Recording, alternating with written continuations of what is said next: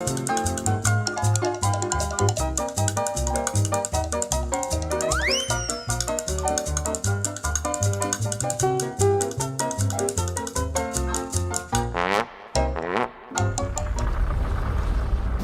to DJNTV and Tuesday Night with Ben Stowe. Now introducing the one and only Ben Stowe.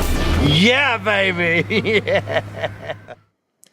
Good evening and welcome to Tuesday Night. Tuesday night where pizza just tastes a little bit better. Or is it tacos? I want to ask, I think our viewers are wondering, do you spend all week thinking about what you're going to say in the first 5 seconds of this show? Well, you want to try to have something to talk about or, to get it out there. So people can... It is Tuesday. It is. And it's Taco Tuesday. It is. And I actually did go to Taco John's today. Nice. And then I didn't get tacos. I don't even know. And you didn't get ice cream either because they don't have it. So you haven't had a very successful day, is what you're telling me. Well, I don't know what it's like just 3 hours south of us where you are, but we are getting absolutely obliterated right now. Yeah, so. Yeah, we're just on the south end of it. I mean, the roads are a little bit, and we've got our basketball pole went woo right. It's like ooh, that was frozen down a day or so ago, but not anymore. Wow. Not anymore. Well, I don't know how high a trampoline is. I don't know what maybe 30 inches, 30. Yeah, something like that, 3 feet off the ground or so. I bet. I can see about this much of the trampoline is sticking out. Yeah, everything else is below the snow. So, yeah, there's a lot of snow yet. So I grabbed lunch at the taco place and headed home with it. I and then sent out a memo to the staff saying everybody who can work from home, you should. Yeah, it's that type of day. So, then I came home and I did it's great. We're talking about cleaning up your act, and I did, and maintenance, right? Yeah. So I did a time-honored tradition here in Minnesota. Viewers, well, if you know, and I'm betting a lot of you don't, and I'm envious of you that don't, but I did a time-honored Minnesota tradition of shoveling the snow off my roof. Nice. Up there with the shovel. There's nothing nice about it. Were you up there with the shovel, or were you using a roof rake? Well, the roof rake. Yeah, okay. I was thinking how I would communicate this to somebody who lives in a place where you don't have to shovel off your roof. Yes. The concept of being up visualize it, a very long pole, and I tell you what, you really work up your wrists on that. But a very long pole, and then of course we've had these warming and cooling cycles, so there's like layers of ice in there, and if you're wondering why, viewers, snow is very heavy, and I want my roof to stay where it's at. Mm-hmm. Up there. Yeah, above me, not in my lap with all the snow. And there was just between you and I, there was a school that is located about a third the way up towards you, where their gymnasium collapsed from the weight of the snow. So it does happen. It's a real thing. And I don't like it. But that is the exciting side of it. I was just talking to a church in South Carolina about a new lighting upgrade and a whole new, really nice system they're looking at. Anyway, we were talking about whether or not they would need any help on site. And I said, you know what? We're running a special today. You book my plane ticket in the next 30 seconds, I'm coming for free. Yeah, go. It's called the warm Get weather. me out of here. It's a warm weather special. It's amazing what you can get out of Minnesotans when there's. That's right. Wait till June and you can't drag us away because it's beautiful here. Yeah, we're 120 days of snow, the ground being covered with snow. So yeah, we're a little stir crazy at that. So we're going to talk tonight about maintaining our gear and cleaning our gear and getting that whole world, digging into that tonight. But before we get into that, Ben, I wanted to basically let's kind of start to avoid our gear getting dirty. I mean, there's some things that we could possibly do. And if somebody said, hey, how can I, what are some recommendations for protecting and keeping it clean before it gets messy? Give us a couple of quick ideas with what the people should do there. Well, I even worked one such idea into the slides that we'll see here in a little bit. So, but I'm not going to pull the PowerPoint up just to answer your question because it's a pretty straightforward one. I mean, the most obvious is cases, just good cases, whether it's a cover or a physical case. Probably one of my favorite, things is, people will say, wow, these TV cases cost more than the TV. That's true. They do. How many times would you like to buy that TV? Mm-hmm. It just is what it is. TVs are expendably cheap these days, but, unless you want to be replacing them all the time, a case will prevent them from getting broken. But particularly anything that moves, we want to make sure we don't get dirt or dust in, and storage and transportation are places where those cases are going to be really beneficial. Of course, another way you could help keep your gear clean is never do an outdoor show, never do a rodeo, never, ever, never, never, ever, never, never, never do a rodeo. Rodeos are messy. Dust. And one of my worst that I've ever had was doing a demo derby. We did some sound for a demo derby, same situation. Although it's supposed to be mud, but after a few minutes, the outer edges are just, dry, and oh gosh, it was just so bad. It's like, get done with it, and it took time to get that all cleaned up. Before we jump in, cases, let's talk just a second about the difference in road cases, because some are more sealed than others when it comes to being watertight and dust tight. What would those be, those classifications be, and kind of talk a little bit about the cases? Well, first I'll tell you, sometimes you just don't know. We had a Digico console, which for those who don't know, that's a touring class, very expensive, very powerful, wonderful mixing board, one of my favorites. We had a Digico desk in its road case. Now he didn't, the engineer didn't put the dust cover back on it before he put it in the road case. So that's the only thing, but it's in the road case, and the road case is covered by a tarp, and it was adjacent to a stage. It was in the monitor position, and it rained like cats and dogs that night. And somehow water got in that case, and $1,600 worth of damage, which actually is way less than I thought it was going to be. Sure. This is like a $40,000 mixing board. So but anyway, moral of the story, it also didn't work until we had to send it in and get it repaired.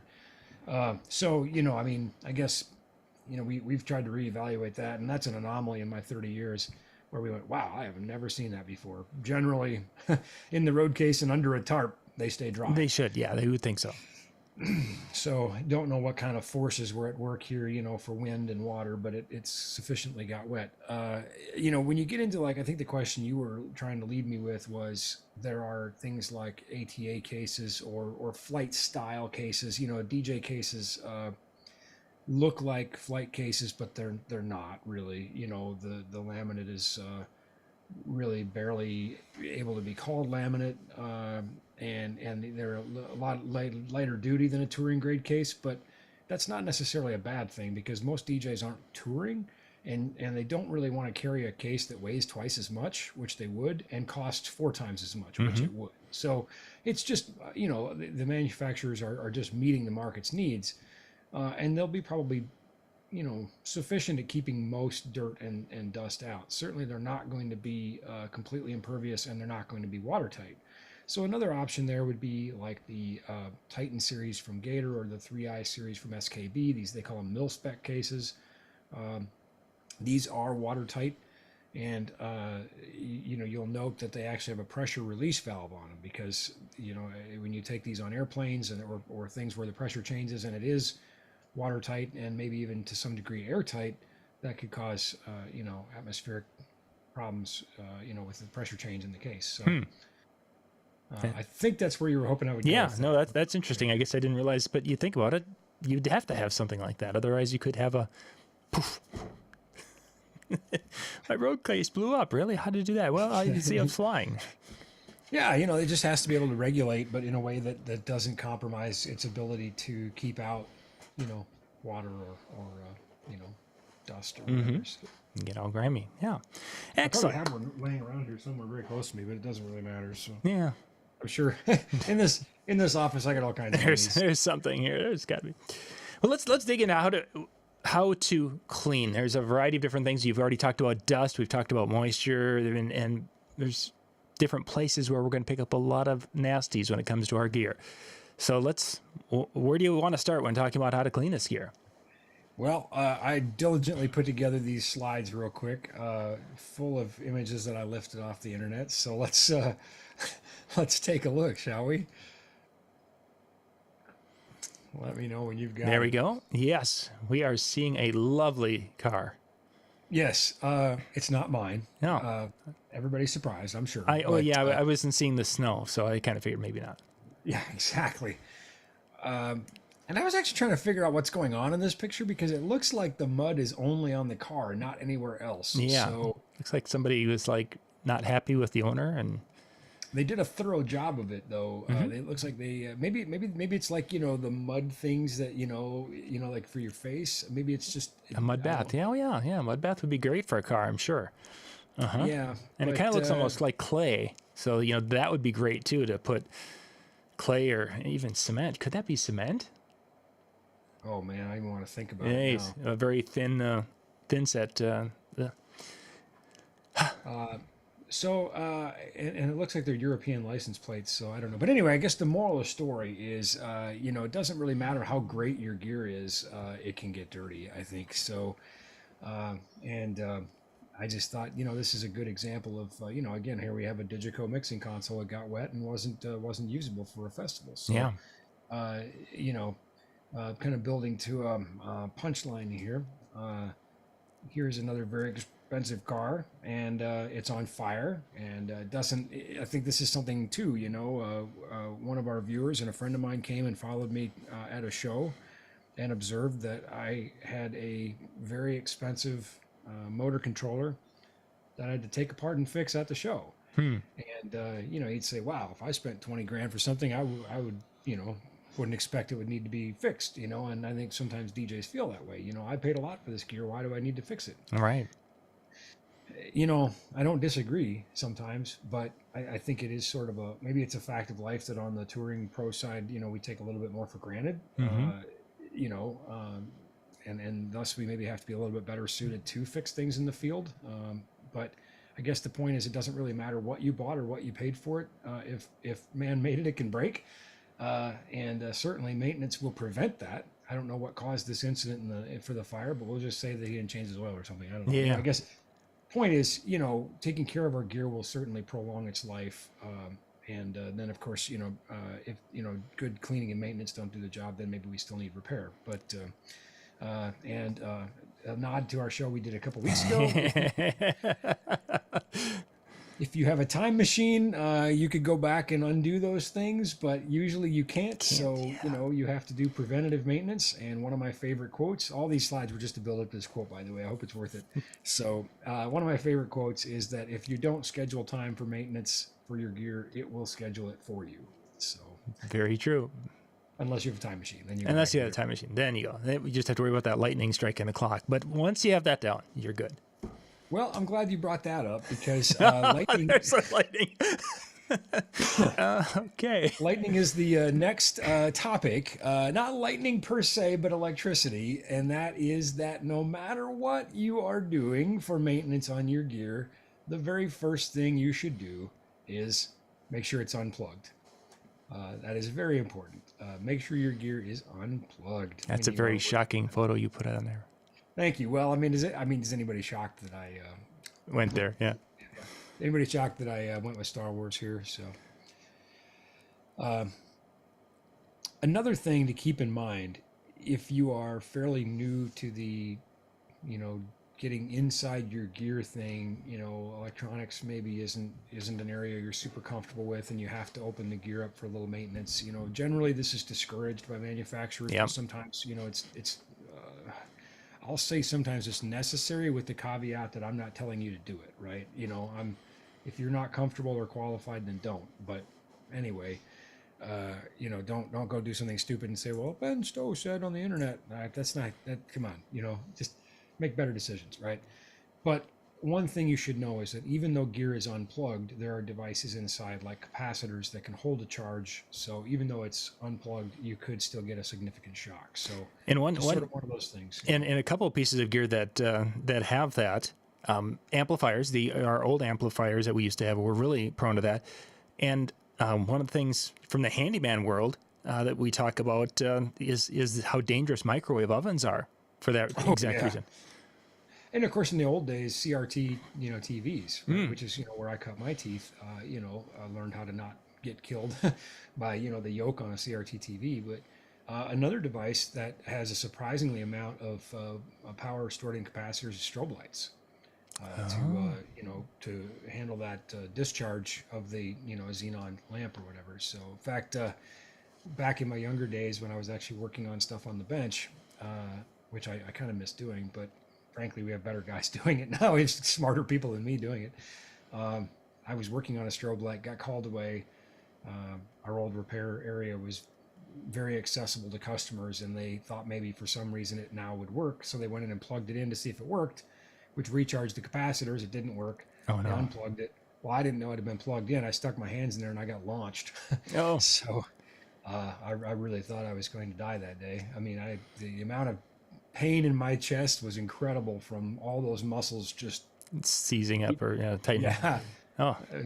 Because I reached in it with two hands and I took it, right across the torso. And I was a younger, feistier guy, so it's probably a good thing I couldn't really move because I probably would have clubbed that customer. Oh, wow.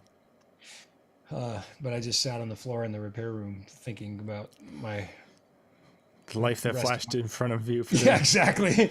Thinking about how I didn't really want to, be dead at 24, But anyway, so point is, number one, always unplug it if you're going to do maintenance.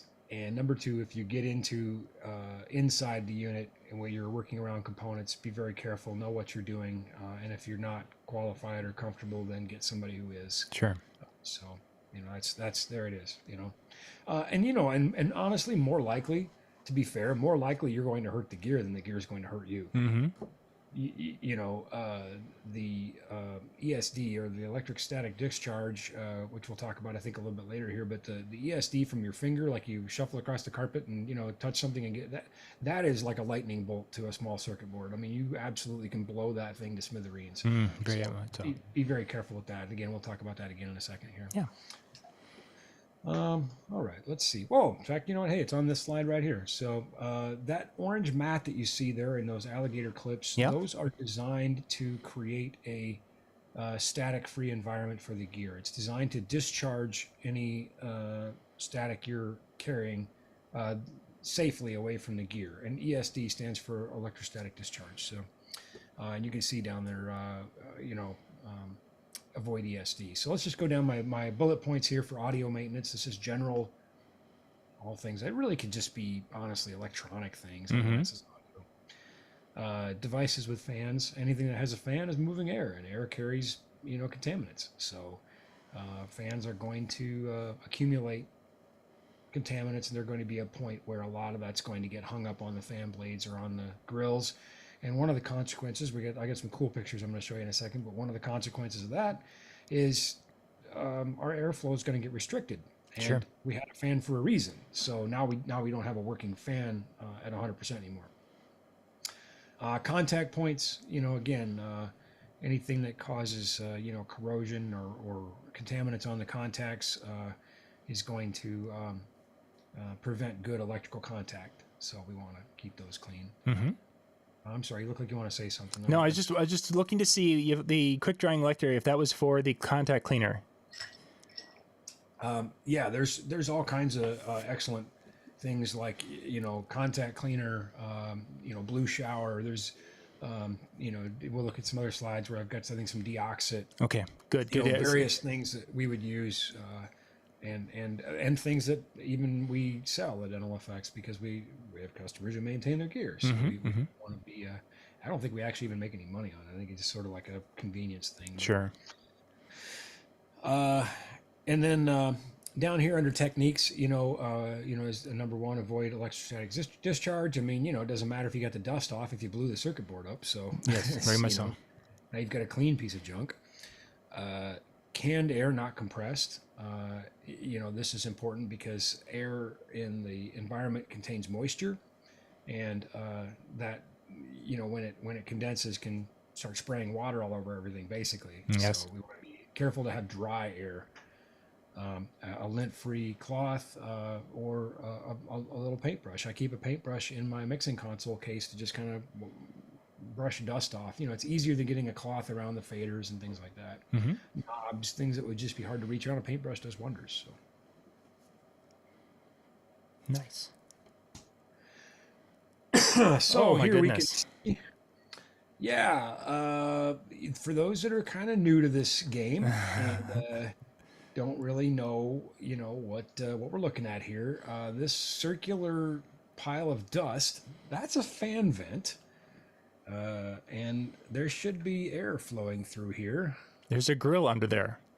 Yeah, there's a grill underneath there, and well, we can see that, frankly, there's no air getting in there. So that fan is not doing what it was intended to do. And this is I love these pictures. This is a really extreme example It because very we can much see so. that everything's dirty. Mm-hmm. You could look over here and you can see that these are very corroded. We can look at these speakons, which are, not being used, which is good because, They're full of junk. yeah, there's dust inside there. And amplifiers can produce pretty significant amperages. I mean that dust could absolutely catch on fire. Mm-hmm. You know, this is pretty extreme, but I'm just kind of at a loss for words looking at it. Yeah, that is something. Let's see what else we got. Oh, we can't do anything because I got annotations turned on. There we go. So, yeah, this is inside a amplifier, and these are the transistors that. Wow, that drawer, my drawer. Yeah, worked. You get a better looking drawer here. These are the transistors that produce that power that goes out to your speakers. Mm-hmm. And this is a thermal sensor right here. And it's obviously trying to see how hot this heat sink is. This aluminum, that we're looking at, this big chunk of aluminum that all these transistors are mounted to, that is designed to wick heat away from these transistors. And this thing here is trying to see how hot these are getting. And this tunnel here basically is where that airflow from that fan would go. Well, again, if you don't live in a place where you don't have to shovel off your roof, maybe this won't make a lot of sense, but blankets keep people warm. And we basically have a blanket forming on top of the very devices we are trying not to keep warm. So this is compromising the ability for this amplifier to operate optimally in all ways. Wow. Yeah, I love some of the extreme stuff we see. That is definitely. Oh. And I have some really good friends in town that run a really successful audio company. They have a really awesome niche. They do Native American powwows. And they're very good at it, and they've just got this niche where that's what they do. That's pretty much all they do around the country. But wouldn't you know it, most of these powwows are outside. Yes. And you have the dancers basically dancing, in dirt, which is causing that dirt to get agitated and kicked up, and then the wind. These guys, I love these guys. I do, and I'm trying to find a solution for them. Cases, better case. I don't know, but you can't have the gear in a case when it's running, right? Yeah. They bring in mixing boards and they are just caked with dirt in the faders and everything, so it's to their credit, they bring them in routinely and we clean them and maintain them, but it's just, oh my gosh, oh my gosh.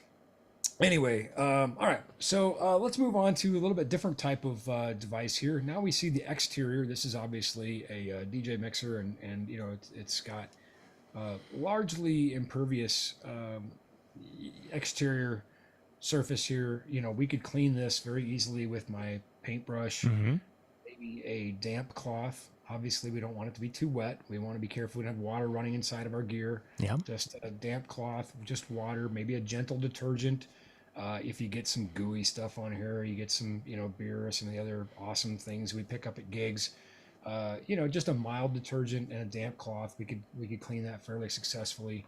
We're going to want to be a little bit careful, where we have openings in the surface here, like for the faders. Dirt will absolutely get down inside there. And that leads us to our next slide, where we talk about, keeping those faders clean and lubricated. I don't want to spend any time at all really talking about fader lubrication and cleaning, because there's different types and there's different kinds, and I feel like that's a rabbit hole we could get down. Sure. So I think I'll just say, know what type of fader you have. That's generally listed in your user's manual. I know, the horror. Look up a user's manual. I'm sorry. What? I have to read? No. I know. You could also contact the manufacturer and just say, hey, what should I do to keep this fader clean and maintained? Yeah, say, read the manual. Yeah, what do you recommend? And and here you can see, like, on the left, we've got some deoxit fader lube, which we use a lot. On the right, like some Teflon, type coating, just to keep those faders. But again, it depends on the type of fader you have. Is it, optical? Is it, whatever. So, loudspeakers. And this is, I worked very hard. I spent a solid 45 seconds on this slide. So they're incredible. Thank you. I thought it was really good. Yeah. Wait till I'm not even done yet. I mean, I think there might be a design team somewhere that's going to want your design. I'm looking for my second career. So you never know. Yeah. This is rocking. This is rocking. I got about 20 more years of audio in me, and then I'll have to do something else. Yeah, exactly. Well, this is definitely going to be a big, big part of your future, I'm sure. I could be the next Banksy or whatever. Yeah. Do street art. So I don't know. So the purpose here, and we're looking at a side cutaway where we've got a high frequency driver and a low frequency driver in my magical two-way box here. The point is, if we're going to clean our loudspeakers, which we should, whether it's dust or beer or, goodness knows what else, same rules apply. A damp cloth, mild detergent, just wipe it down. If you have to remove the grill and the grill has a fabric cloth, you can look at different ways to do that and clean that and put it back on. Generally, that does a really good job of keeping everything from getting inside your speaker, though. So generally inside, they're pretty clean. Obviously look with, some care to any opening in the speaker, particularly if it's a powered speaker and you've got an amplifier module in the back. Be real careful that as you're cleaning it, you don't get those things super wet. Don't let water run inside there, that sort of thing, which is why I made this slide to basically show you that. Let me get my fancy tool here. This is the way you should keep that loudspeaker oriented when cleaning. You shouldn't tip it back on its back, because it might rain. Yes. How did you know? Oh, geez. I guess it was a guess. Yeah. That's a good guess, though. You got these things look like funnels right now, yeah. right? So if we've got water on the top and we're cleaning this thing off, that water can get inside and it can go into these cones. On my high frequency, which is the device on my right, that really is kind of like a plastic funnel, basically. Yes. That goes down to a like a high frequency driver where that water can accumulate and it can cause corrosion or whatever. So just you don't want water in there. Yeah. So just think about that and don't do it this way. Don't let any water get down inside there. And if you're going to do it that way, make sure you're using only a mildly damp cloth. So, all right. So, love this. Yeah. Thanks to our friends at Discovery for this high frame rate, slow motion. That looks like an Audio-Technica Artist Elite microphone, actually, if I'm not mistaken. But anyway, you can see that head field is, as we used to say in middle school, say it, don't spray it. Yeah, I think he might be spraying just a little bit there. A lot, and he's doing so with a tremendous amount of force because, he's just a gifted vocalist, right? But that's gross. That's and I had a friend tell me one time that microphones are like toothbrushes. Yeah. So we're going to talk about how to clean your microphones. First, I'm going to say these things have been around a long time. These covers here, they just got popular all of a sudden during COVID. It's like everybody discovered, hey, you can put a little cover on your microphone. I I don't hate this at all. You know, particularly. Wow, that's a great way to show your you know, I don't hate this at all. Is this how when you were courting your wife and I don't hate you at all? Well, let me just say it a different way then. Yeah, maybe that wasn't the most effective way to say it. I'm just going to go out on a limb there, but no. Thanks, John. I appreciate it. So, basically, these little covers, they're a couple cents a piece. I think. I don't know. We sell them in packs of 100. 100 is that's what I bought. Yep. Yep. Yeah. And I'll tell you what. When other people are using your mic, I found that the audio impact is negligible, almost unintelligible. Because inside the mic, they also have a little foam windscreen too. So it really is not, it's not really impacting the audio response of the microphone. And anytime that microphone is shared, whether or not you're a germaphobe, whether or not you're worried about getting the next pandemic, it's just gross. It can be, yes. Sort of one of those things where if you keep the spit from getting in your microphone, you don't have to clean it out. Right? So anyway, yeah, I kind of dig those little mic covers in situations where other people are using my mic. Yeah. I just my 2 cents. Mm-hmm. Because I've seen some stuff, right? People stick it on their lips and it's got lipstick all over it. Now you got to clean that off, and it's like kind of lipstick's kind of greasy, whatever. I had a best man when I was DJing weddings, so probably viewers are surprised to know I was a DJ for 15 years. So I was. Mm-hmm. I saw a dig on one of the forums the other day about people who, shouldn't be participating if they're not active DJs. Hey, if you want me to leave, just say so. I'll go.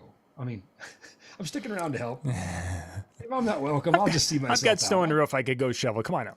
Yeah, exactly. I have other things I could do. I don't think the majority of my friends in the industry feel that way. Yeah. But I saw this and I'm like, well, look, if you don't want me around, I got other places to go and things to do. I can just see myself out here, But I didn't respond to that thread. But I was a DJ for 15 years, and in that time, I had a best man who decided to see how far down his throat he could stick the microphone. And of course he'd been drinking, and of course he had the gag reflex, and we all know what happens next. Oh. Yeah, so The story doesn't have a happy ending. I'm picking up. It does not. So that brings me back to cleaning the microphone. So cleaning microphones. Thanks to our friends at Shure for this awesome picture. Oh. But here we can see that the grill has been removed. More often than not, they just screw off. Not like my teenage kids, screwing off all day, goofing around. Yeah, Screw this off. is different. This is A different kind of screw off. this is removal of the. Yeah, and you can see exactly what they've done here. They've got a mild detergent. You can see it's mildly soapy. They've got a soft bristle toothbrush. That's easy for you to say. Bristle toothbrush. Yeah, it is easy for me to say. Anyway, I know we've told our viewers this before, but hey, it's a free show, no refunds, whatever. And we don't completely hate this picture either. I don't completely hate it. No. I don't. I mean, it's never a happy day when you're doing this. No, not so much. It's happier in No, the end. no, Like I said, that's why I'm telling you, man, pick up some of those disposable mic covers. It saves a lot of this, yes. After the best man yaks all over your microphone, it's too late. Yeah. Now, in that case, we also have to think about cleaning the outside of the microphone too. And here again, damp cloth, mild detergent. Don't let a lot of, you can see this is pretty wet here. Don't let a lot of moisture get into like the XLR contacts. Be very, very careful of the capsule inside the mic. In fact, let's just take this apart. Let's take a look real quick. So I'm going to screw off my capsule. Or my grill, sorry. So there's my grill. Is there a little foam inside that metal? There is. That's exactly what I was going to talk about. Okay, So perfect. I'm going to take this disposable cover off, and okay, all the gross stuff's on there. I'm going to dispose of that. Right, it's gone. Then I've got my metal windscreen here. Inside there is a piece of foam, which with a little effort I can get in and take out. And weirdly enough, I actually have some electronic forceps on my desk too. It's like a playground in here for electronics. I like. I mean, of course, I created this. Yeah, I would think you would. I mean, it's so I can take this thing out, and I would take this out, and then you can fully immerse these things. Yeah. You know, get them fully wet, get right in there, get them clean, scrub a dub, and then just let them thoroughly dry. yes. You know, make sure they thoroughly dry. These things are typically steel; they can rust, so you don't want that.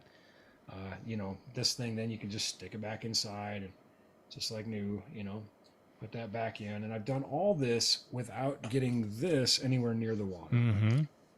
This part here, now this cloth right on top is typically like a hydrophobic cloth, which means it rejects water because It they will. know how microphones get used. Yeah. They know what the deal is.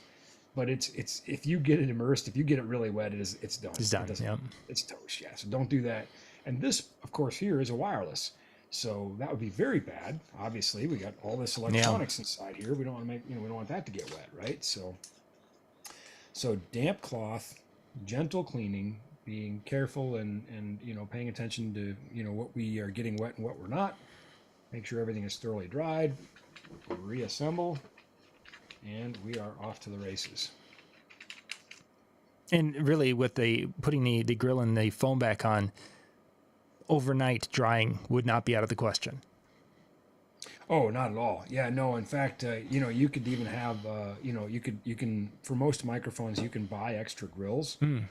So, if you had a lot of gigs or something, or you're keeping real busy and decided not to use disposable covers, whatever, you could just have a couple of spare grills, and that way you could have some drying while others are in use. I had a friend who did sound for a theatrical metal band, we'll say, and every night he had to drain all the fake blood out of the microphones. Oh goodness. Yeah, you know how you're living there.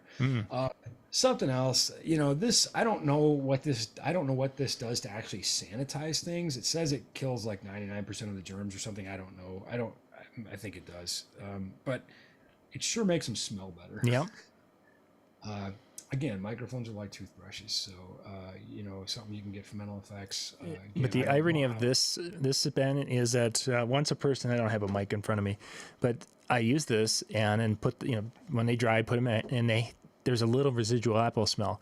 So then the next person who's got the microphone, they're like, they put it up and they putting their nose on it. Oh, this smells like apple. It's like, you just stuck it up your nose. Ew. Ew. Which is why that's why you have the covers. Exactly. Yeah, it would have been. I don't know if you saw on April 1st, we launched our new line of flavored gaff. I saw that. I was really excited about that. I'm waiting for the pizza flavor. I'm not sure we could make it fast enough to keep up with Rachel's orders. Yeah, that's true. That I could dream. Yeah. I could dream. Let's see what else we got in this PowerPoint. Yeah. I honestly don't remember anymore. So, oh yes, good. We're on to lighting. Oh yeah. But this happens to be a moving head, but it doesn't really matter what this is. We're just going to treat this circuit board like any other. So let's take a look at this circuit board here. And, we can see, obviously, we've got our integrated circuits here. But what I want to pay special attention to, again, are these aluminum ridged things. Mm-hmm. Those are heat sinks. They're designed to keep heat, and heat, by and large, is the enemy of our electronics. Heat is really the number one thing that kills things here in electronics, and you can see this heat sink is now really compromised by all that dust that's on there. And these ICs here, they don't have heat sinks on them, but still that chip has now got a bunch of dust and things on it, and that's not good for it. So this is one of those situations where you would be going inside a fixture to clean it, using static free devices, that canned air, and extreme caution. But this is, where we're getting deep inside to clean our gear up a little bit. Yeah, it's a mess.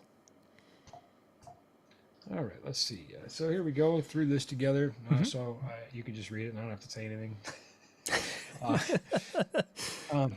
Some of this is somewhat dated as we're talking about, sockets, and I'll explain that in a minute. But, there are a lot of incandescent lights still in use in theaters and things, and I know that a lot of our viewers are, kind of wearing multiple hats. Sometimes they're also doing AV for their church or helping out with their school. So I thought, well, let's leave it in. Yeah. So regular cleaning here. Obviously, things like lenses. If lenses are dirty, your light output is going to be compromised. Use a cotton glove, or lens paper. You can use methyl alcohol, which, by the way, we should go back and mention on the microphones. Don't use things like isopropyl alcohol and stuff to clean your microphones. It can take the finish off. But on a lens, totally good. Keep our reflectors clean. As we saw a little bit ago when we were talking about fan housings, we can see here's that fan housing. It's not too bad. It's not too dirty, but you can see where dirt is starting to collect on the fins there. That's very common because that is where you have the highest rate of airflow.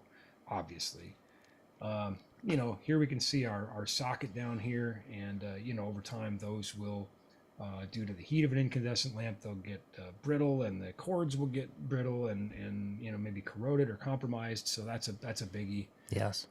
In a moving light where you have belts, look to make sure your belts are in good shape and they're properly tensioned. A real telltale sign, all these motors have magnets. We get inside and all these stepper motors have magnets. Magnets will grab metal shavings, and metal shavings are a clear sign of wear. Yeah. Something is rubbing and scraping and doing something we don't want it to do.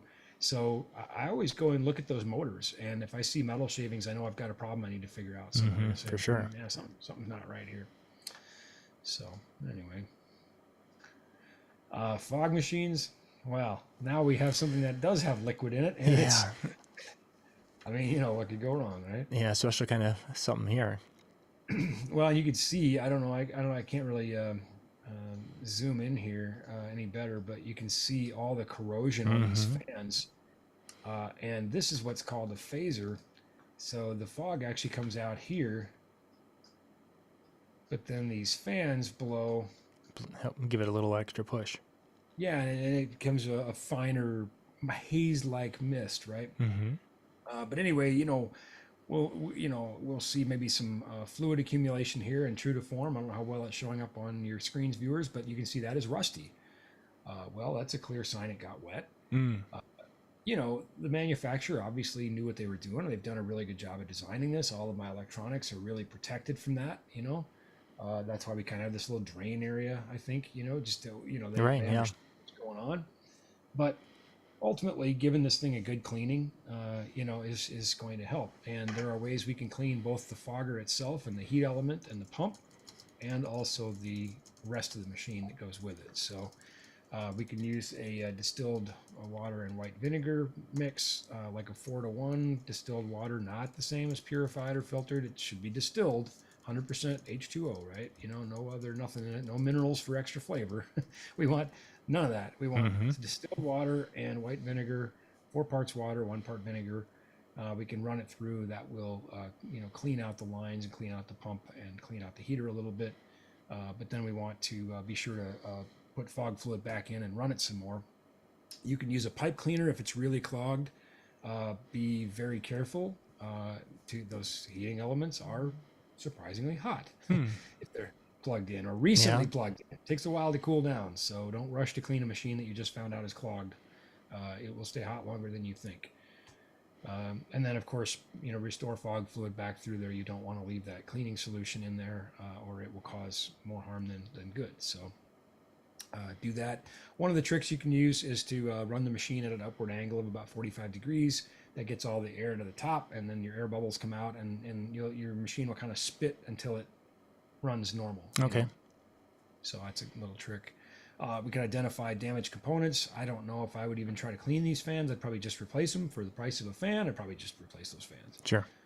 Because if they look like that on the outside, what do they look like on the inside? Yeah, for sure. Yeah, they're going to have some stress there. Yep.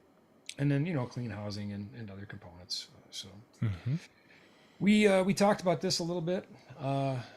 One of the first questions you asked me, what's a good way to keep things clean and prevent damage and prevent unnecessary maintenance? Well, cases. I just picked this one as a comm system, but you can see that everything's got a home where it lives, and it's designed to protect these things, and they're gonna stay pretty good. Nice. So, yeah.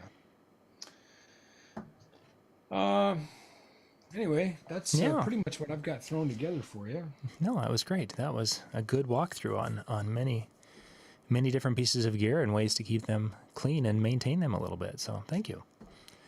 Excellent. Yeah, absolutely. Absolutely. And our timing is just about perfect because the guys are getting ready for the Tuesday Night Music Show. Brian's in the chat with us, so shout out to Brian there. The guys are going to be headed into the chill room tonight, DJNTV.com/chill, and they're going to be talking about one-hit wonders, but some of the forgotten hits of the one. Yeah, Ben's recording career was really short. Very short. Very short. Very short. Very short, and it was probably snowed out too at one point in time. That's a Minnesota thing. So yeah, join the guys in about 15 minutes. They're going to be doing recording tonight's show. So it's a Zoom room. You just, again, hit djntv.com/chill and it will take you right there. And you can hang out and talk music tonight with the guys. And then next week, Ben, I think we're back again on Tuesday night. And we're going to have a topic that a lot of you are interested in. We're going to dig into a little bit about some wireless audio things and some updates with that. So we'll get into that next week for those of you who are kind of interested in that topic. So once again, Ben, thank you for putting everything together and really appreciate it tonight. Yeah, you got it. Thanks for watching. Thank you, guys. Have a good night. Bye-bye.